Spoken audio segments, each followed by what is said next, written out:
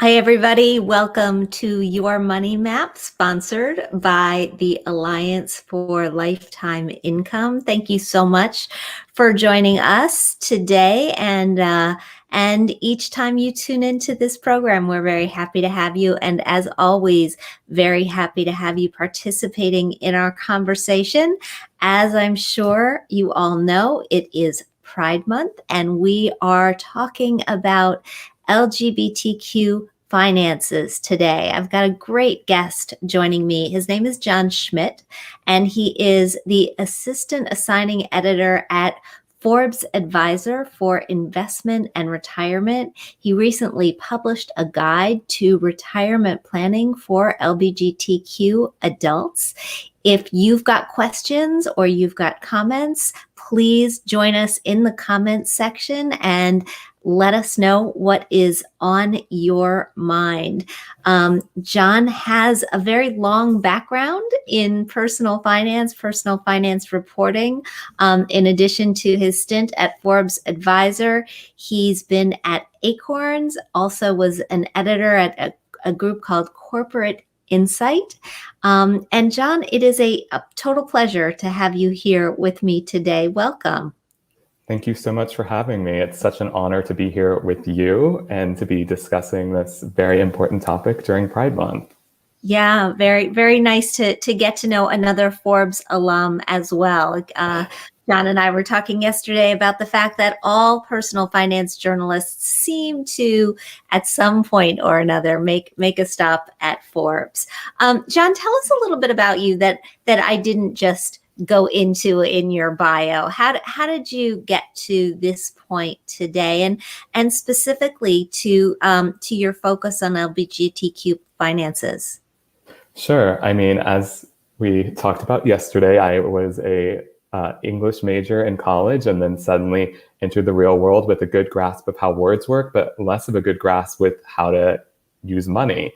And I kind of got a crash course in my first job on the various different financial products that exist in the world, and then wanted to take the knowledge that I had accumulated and use it to help people. And so that's what has kind of led this trajectory of my professional life. In terms of the LGBTQ community in particular, I think that it is a community that has been traditionally underserved so much by a lot of mainstream America, including the financial sector, and that has enormous impacts on people's lives. I think that no one likes to think about the role that money can play in terms of dictating what you can and can't do, but it's enormously important. And so I think it's really vital that people talk about the ways that you can get ahead of your financial life and kind of recognize also the situations that might have led to people being in the position that they're in right now with their finances. Sure. And let's start there, actually, with some of the differences. As you know, I focus a lot on women in my work, and sometimes people will push back and they'll say, well, why do we need specific financial advice for women? Let me ask you the same question. Why do we need specific financial advice for LBGT Americans? That's a really great question. So I think that in general, we kind of need to take a step back for a second and just recognize that Americans in general, before you break them down into any sort of category, are not as financially literate as you might want them to be. And that springs up in a couple of ways. Like, we know that in general, Americans aren't saving enough for retirement. They feel like they don't make enough money that they can put anything away in their 401ks or their IRAs. And anytime you break down Americans and filter out straight white men in particular, the situations kind of can become a little more dire in terms of income and their ability to save for retirement. Yeah. No, I think you're absolutely right. And that's always been my focus. I also sometimes feel as if people are more able to learn when they feel that they're in a judgment-free zone, in a judgment-free environment. And of course, we always hope to project that in this forum. Yeah. When it comes to LGBTQ Americans, though, there's a lot of historical context, and I don't want to gloss over it, that has really held people back when it comes to both making money and also gaining wealth, primarily in the fourth form of inheritance. So let's talk a little bit about the Supreme Court decision that came down last year, and what that said and what the impact of that has been. Sure, that's a great place to start, because I think in a lot of regards, anytime there's a landmark court decision that impacts the LGBTQ community, it's kind of like, okay, well, everything is equal now. It's fair. Like, everyone should be able to do what everyone else should, and that kind of isn't true, just because there's a lot of historical legacy to deal with that kind of led to those court decisions being necessary. So if we want to talk about the most recent Supreme Court decision, which actually happened, like, I think literally like a year ago yesterday, that made it such that your employer, regardless of what state you live in, cannot fire you on the basis of your gender or sexual orientation, which up until that point it had been decided on a state-by-state level and led to people perhaps not feeling comfortable being out at work, being their authentic selves at work. And as we talked about a little yesterday, that can have big financial impacts on someone as they progress through their career. If they're feeling the stress and burden of managing and concealing their identities when they're at work, perhaps they aren't bringing their best self to work and they aren't able to perform at the level that they might want to be, which might make them be passed over for a promotion, or it might make them reluctant to try and take on a more high profile role because they're so concerned that if they have the spotlight shown on them, that there could be costs to them on a professional level if someone's scrutinizing them a little more closely. And so obviously that has big impacts for people's ability to get a higher salary. And as we know, the higher salary you have, the better equipped you are to start putting away a lot for retirement. Yeah, and we hope that the world is changing in light of that decision, but also, around it, so that that's not the case. I read, and I don't know if you had the opportunity to read a great story on CNBC.com, a profile of Sarah Kate Ellis, who is the CEO of GLAAD, and talking about how when she came out at work, she felt like the floodgates opened and her success just started to rise and rise and rise, and it really put a smile on my face. Yeah, and I think that her experience will probably and hopefully is in line with a lot of other people's, in that now they're suddenly able to bring their whole self to work, and hopefully that'll change their financial futures for the better. The other big decision was, of course, the decision on marriage equality. Yes. I think we all were very able to see the emotional impact of that in the coverage, in the people that we know who were then able to legally marry. But there were a lot of financial implications as well. Can we talk about some of those? Yeah, definitely. So just to kind of like contextualize things for a second, prior to this decision, across the board, same-sex couples lacked an estimated 1,000 essential rights that their straight peers had. And wait, what? Yeah, I know. 1,000. So whether that's being able to visit your partner when they're sick and in the hospital, or most relevant to our conversation right now, there are countless that impacted people's finances. And that played out in big ways. In 2009, the New York Times did an estimate and found that over the course of a same-sex couple's life, they could face an estimated surcharge of about $500,000 in terms of lost tax benefits, and then, like you mentioned, the inability to seamlessly transfer inheritances between parties in the relationship. So it has big implications. And I also want to mention that one of the hallmark cases that preceded the case that you referenced was the Edith Windsor case, which was brought about because even though she had been with her partner for over 40 years, because they were not legally married, they faced a state taxes to the amount of $300,000, which, like, $300,000 is enough for, like, some people to fund a lot of their retirement. Yeah. And just to have all of that sucked up in taxes because their marriage wasn't recognized is huge. So what have you seen since these two decisions came down the pike? And when we talk specifically about the LBGTQ population, how are they situated for retirement, and what steps do they need to take in order to get there? Yeah, so you bring up a really good point, which is like, how are they situated for retirement right now? And one of the big things to keep in mind is that historically, the LGBTQ community has kind of been neglected by the financial services space. It isn't really even until the last decade or so that we have any sort of data on the state of LGBTQ Americans' retirement. And within the LGBT community, there are still subsets of that population that are neglected in terms of us even being able to gauge how their data stands. For example, the T of LGBT, so the trans community, a lot of times in these big institutional surveys that you have large financial services companies conducting, they'll add a little footnote that says that they are not able to make any commentary on the state of trans people's finances just because they weren't able to get a large enough representative sample. So I just want to kind of preface all of it with that. Okay. Then let's talk a little bit about the fact that LGBTQ Americans are much less likely to have financial services products than their straight peers.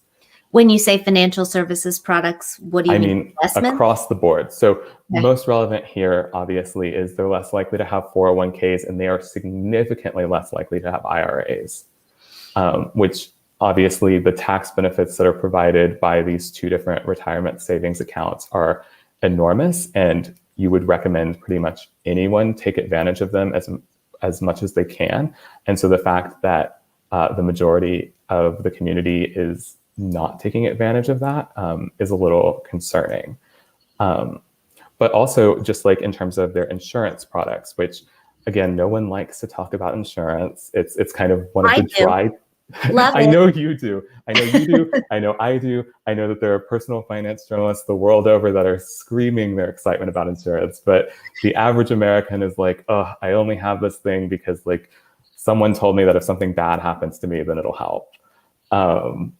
So they're across the board with the insurance products, with the bank accounts, with the retirement accounts. They just have fewer of them, which impacts your ability to lead a financially full life. Yeah. Yeah, 100%. I guess in order to get people who, and all people, by the way, not just LGBTQ Americans, but anybody who is not saving for retirement on board, it actually has to start with just saving.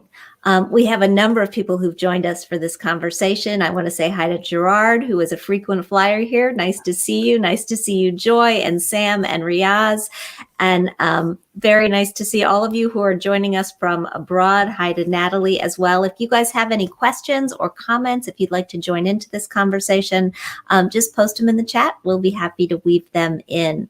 As I was saying, John, I think in order to get people saving for retirement, first you have to get people saving. And one of the silver linings of the pandemic has actually been that the savings rate has popped. We've seen the savings rate pop from around 6 to 7% to almost double that, where it seems to be holding. What are you seeing, and what would you tell people to do with that money so that they can actually get a leg up that will eventually get them on track to start doing something for their own retirement? Totally. So obviously this applies to anyone, not just people in the LGBTQ community, but you have to start small. If you can put away $10 a month, and then work your way up from there, that's a great habit to get into that will help you build on that later. If you haven't started saving for retirement at all, obviously one of the first boxes that you want to check as you're like getting your financial house in order is having an emergency fund. I think if anything, the past year has made clear just how vital it is to have an emergency fund, before the pandemic, a lot of financial experts recommended that you have 3 to 6 months of expenses saved up in your emergency savings. I think now some people feel a little more comfortable if they have even up to a year of expenses. And depending on how much your monthly spending is, that can be a sizable chunk of change. I would caution people to not get intimidated by that. I know that it is a huge number to work up to. And I think that that's why you can kind of prioritize your saving for retirement and also your emergency savings at the same time if you use a special type of an account that's called a Roth IRA, which most people, based on their income level, should have access to. If you are a high earner, more than like, I think it's around 130 and you're single, then you might not be able to contribute to it directly, but there is a workaround to that, which we can touch on later. But your Roth IRA is really important because, one, it's a retirement account. You get tax benefits from it.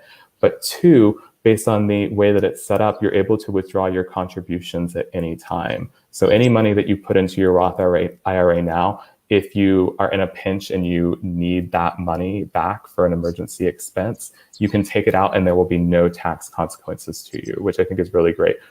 I do need to emphasize, though, that it is just the contributions. If your money has earned any, which hopefully it has, because hopefully you take that money that you put into your Roth IRA and you're investing it in like an index fund or a target date fund, and hopefully it's grown over time, you won't be able to touch into the earnings without facing a little bit of a tax penalty. But all the money that you put in, you can have at. So do you believe that the Roth IRA should be the de facto emergency cushion for people who qualify for one? Oh, I think that's a really hard and loaded question. I think that almost any financial expert that you talk to will say never touch your retirement fund unless you're in a bind. I think that it's a good stopgap measure for people who want to prioritize saving for an emergency fund and saving for retirement. But obviously, we want to make sure that people have their emergency savings in a place that's easily accessible. One of the cons with when you invest money, of course, is you put it in the stock market. While it is liquid, meaning that you can get to it pretty quickly, it does take a little bit of time to sell the holdings that you have. And a savings account is just going to be much more readily accessible. So I would caution against using it necessarily as the default for people. But if you and your financial situation think that you want to hit, both and double dip, then it might be worth looking into. Yeah, it's an incredibly versatile account. I've talked a lot about Roth IRAs as a good way to save for college and retirement at the same time. I think Totally. it can do triple, maybe even quadruple duty there. Yeah. While we're on the topic of LBGTQ Americans and the challenges facing them, I mean, one of the other good things that I've seen emerge over the past few years is much more in the way of resources. Financial advisors, for example, who specialize in working with LBGTQ Americans and with their particular financial needs. Can you talk about how to find a financial advisor that is right for you? Of course, yeah. And before we kind of get into it, just to jump off of what you introed this with, a lot more financial services companies are starting to advertise directly to the LGBTQ community. As anyone who's ever been to a Pride in a major city can attest, not most, but a lot of the floats are now sponsored in some way by like TD Bank or Vanguard. It's clear that a lot of mainstay financial services companies have recognized that they need to try and meet all of their audience where they're at. But in terms of developing a relationship with a financial advisor, that can be an invaluable relationship for people as they're planning their financial futures, like not only for planning for retirement, but also just in determining like how to make the most out of your money now. Unfortunately, like kind of we talked about with people and their work, it can be a challenge for some people to come out to their financial advisor. Really? It can be intimidating, right? Like if you don't think that someone is going to accept you for who you are, and they might even reject you as a client, if you come out as your authentic self for them, you can understand why people would be a little anxious about doing that. They've been raised in a society where even now you can be rejected by many people just based on who you love or how you identify. So with that in mind, a lot of people want to find a financial advisor who is like them or who understands them. And that's where having an LGBTQ identifying or friendly financial advisor can really come in. In terms of how you go about finding them, obviously, the easiest way is to talk to people in your community who you know and you trust and see if they have recommendations. But unfortunately, we know that the LGBTQ community is underserved by the financial services companies. So it's possible that all of your friends might not have a financial advisor that they're working with. And in that case, you have a few options. You can turn to resources like the Certified Financial Planners Association website. It's letsmakeaplan.org. They have a whole database of certified financial planners, and you can filter the results to only show those who are LGBTQ and allies. So that's a great place to start. You also can target Pride Planners, which is a group of LGBTQ financial planners or allies. Just another way to get at that. If you are of a certain age, like over 50, and identify as LGBTQ, you might also check out SageSense, which is a digital financial wellness platform that was developed in partnership by Sage, which is a nonprofit group that works directly with LGBTQ elders, and also Wells Fargo. And it, like I said, is a digital financial wellness platform. It uses inclusive language, which is great. I think that a lot of automated platforms like that aren't necessarily as with it and use that kind of language. So it'll make you feel like you belong from even just the app. And they'll even pair you with a LGBTQ identifying or allied financial planner through that. So you have a few options to get started with your financial planning journey. I'm just going to take issue with the idea that people over 50 are elders, but other than that, all of those recommendations sound fantastic, and it's great to know that there are specific ways that you can find planners who are more likely in sync or friendly, or just who understand the needs of you as a part of the LBGTQ community. And that's what I want to dive in now.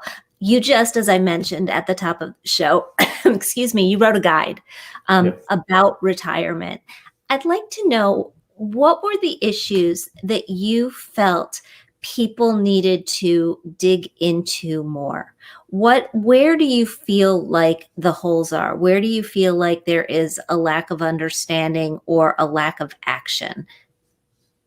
Sure. So I think that this might seem over the top, but taking kind of like a four-pronged approach to this answer, and we've already talked about a couple of these already, namely being underserved by the financial services industry can have huge costs for people, and also the historical discrimination that people have faced that we hope has been rectified by a lot of the recent Supreme Court actions. But in addition to that, there are two other main factors, which is the income disparity and then also the familial roles and responsibilities that some people in the LGBT community are more likely to take on.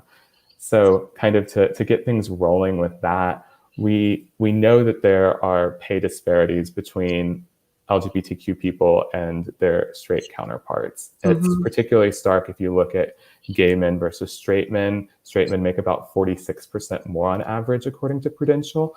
And even lesbian women trail their straight counterparts by about 11%. And if you think about like how people go about building family units, if you have two lesbian women who are in a relationship with each other, they're both making significantly less collectively than a heterosexual couple might make, about 90,000 versus about 130,000, which obviously impairs someone's ability to save if you're just trying to make ends meet. I do also want to call out that trans folks are significantly more likely to be living under the poverty line. This is particularly true of trans folks of color, so trans people who are Black or Latinx. About a third of them, according to the National Trans Discrimination Survey, report that they earn less than $10,000 a year. It's always hard to ask, what do we do about this? I mean, what do we do about this as a society, I think is one way to approach it. What do we do about it as individuals? Are there are there strategies? Are there solutions? Are there are there are there mechanisms in the system, levers that we should be pulling on to rectify these discrepancies? Yeah, I mean, I think it's a really hard question. I think that we as a society have to grapple with that. If you hear those numbers though, and you identify with them, if you say are part of the LGBTQ community and you perhaps suspected that you always made less, but you didn't necessarily know that that was true, and now you're recognizing that's the case, you have a few options on an individual level to kind of figure out a way out of this. So perhaps if you know that you make less, you want to make sure that you're taking advantage of any sort of employer 401k match. If you have that, that can help you get ahead. Usually it'll be anywhere from like 2 to 4% of your salary that your employer might contribute, just because you are also contributing to your 401k. So you want to make sure that you're getting that free money.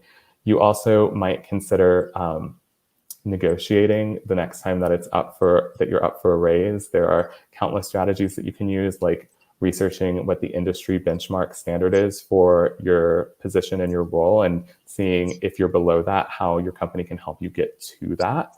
You also might consider taking on courses or skills so that you can level up your role at your company and move into a role that will help you earn more. There are countless strategies that you can use. These are just a few of them that you can try and take advantage of to try and help you have more money so that you can meet your basic needs and also hopefully save more.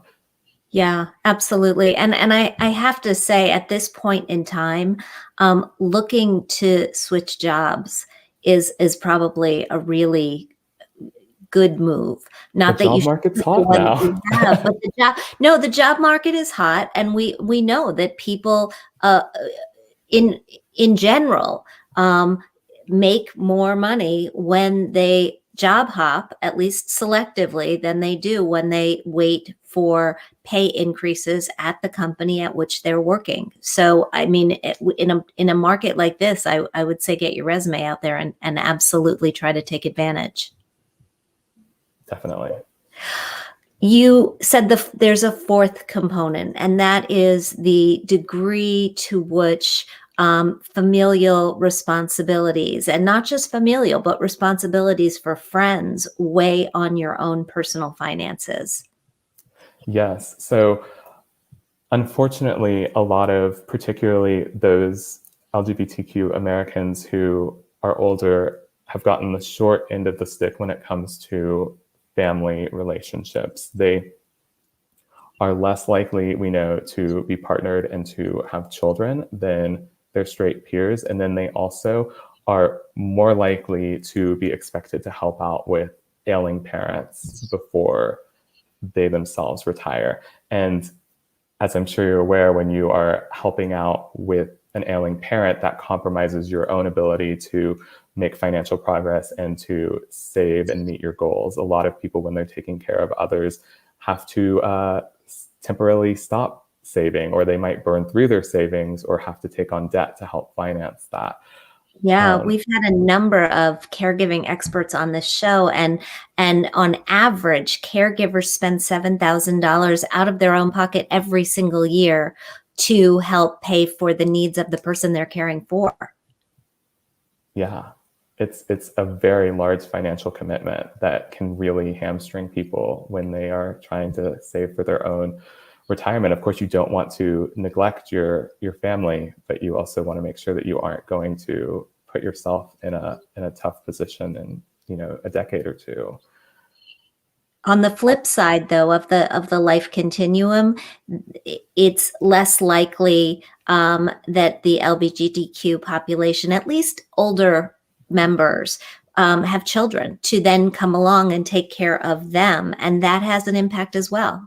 Definitely. So a lot of times people talk about family by choice in the LGBTQ community. And that means oftentimes when people have been rejected by the family that they're born into, they make family with the people in their lives, like their friends that they meet along the way. And that's really great, particularly when people are younger. But as people age, that becomes a little more complicated, because in a family dynamic where, say, you're taking care of your parents and then you have your children to take care of you, you have hopefully younger and healthier people who are taking care of the previous generation.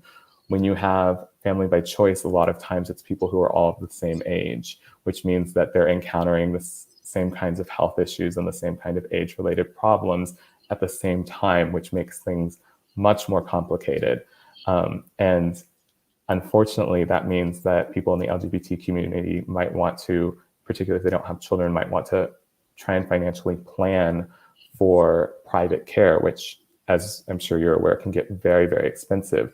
An added wrinkle, though, is not all of this private care in the US is LGBTQ friendly.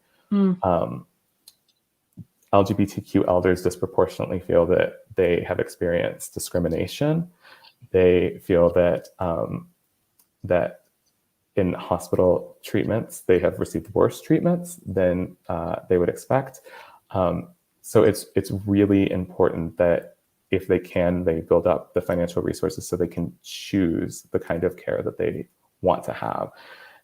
You can do that a few different ways. SAGE, which we've talked about before, has a database of retirement and healthcare providers that are SAGE certified, meaning that they have gone through a program proving that they are aware of the unique issues that the LGBTQ community faces. I know that you've written about the differences in the older LGBTQ population versus the younger cohort. Can you talk about how things are evolving, what you're seeing, and whether the picture is optimistic? I think the picture is definitely optimistic.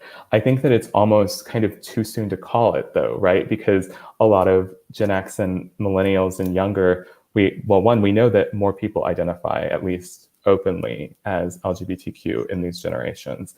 We hope certainly that with all the recent Supreme Court decisions that they're going to perhaps have financial experiences that are more similar to their straight peers. However, that does kind of come with a little bit of a cost, which is that if you decide as an LGBTQ person that you are going to have children, which we know increasingly that many in the LGBT community are compared to previous generations, that has some cost associated with it that straight couples that don't have infertility issues might not have to deal with. For example, if you decide to hire a surrogate, that can cost, upwards of $150,000. And the catch that I think a lot of people maybe aren't necessarily considering is you're using that $150,000 when you are in your 20s, your 30s, your 40s, and those are your prime compounding years for your retirement savings.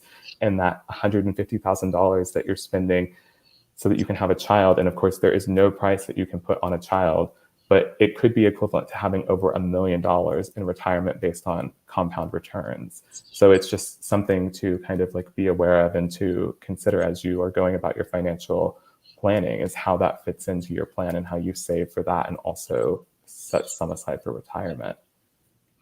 Yeah, wow. It's true. I mean, there's so many factors that you have to put into the equation as you try to plan for having a family. There was a very interesting piece in the New York Times just this morning about how women in general are waiting to have kids because of the economic factors at play and because of the cost of everything from healthcare to childcare to surrogacy to infertility and so on and so on.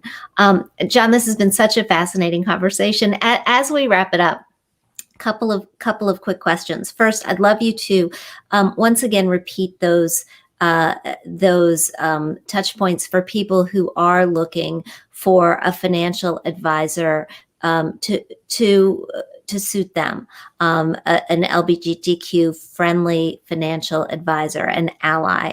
And second, I'd love you to give us a little advice on how we can all become better allies, not just during Pride Month, but going forward into the future. Yeah, definitely. So if you are in the market for an LGBTQ friendly financial planner, you have a few options. You can look on the Certified Financial Planner Association's website. That's letsmakeaplan.org. They have a database of certified financial planners. and you can filter those results based on those who self-identify as LGBTQ and allies. You can also check out Pride Planners, which is another group of LGBTQ and ally financial planners. And then you can use Sage Sense, which is a digital financial wellness platform. It'll help you take stock of your financial life in an automated way, and then also will pair you with a LGBTQ and ally financial planner. Fantastic. And for those of us who would like to be better allies, your words of wisdom? Well, I think, like you said, one of the big things is, obviously it's Pride Month right now, but just because the focus is on LGBTQ individuals right now, make sure that you're checking in on the LGBTQ individuals in your life throughout the year. It's important that we remember the situations that they have, not only for 30 days, but also for the other 365. Love that. John Schmidt from Forbes Advisor, where can we find more of your work? You can find me on the Forbes Advisor website, which the URL is forbes.com/advisor/author/J.Schmidt. You can also find me on LinkedIn. I'm the John Schmidt that's at Forbes Advisor. Hopefully there aren't two of you. Thank you so much for joining us today. We appreciate it. And to the rest of you, thank you for joining us as well. If you're looking for more information, including information on how to find and vet a financial advisor for you, you can find more at protectedincome.org. And we will see you next time. Thanks so much. Bye-bye.